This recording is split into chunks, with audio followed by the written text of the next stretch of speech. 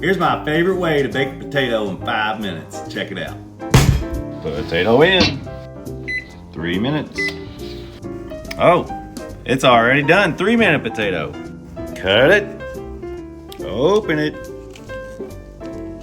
Sprinkle it. Cottage cheese, baby. Hit it with a big old scoop. Yeah. Little more Danos.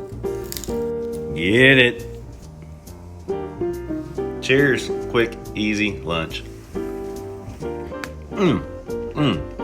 Seriously, y'all, the hot potato with the cold cottage cheese, especially if you love cottage cheese, this is hard to beat. Oh, and the Danos. You don't know till you Dano.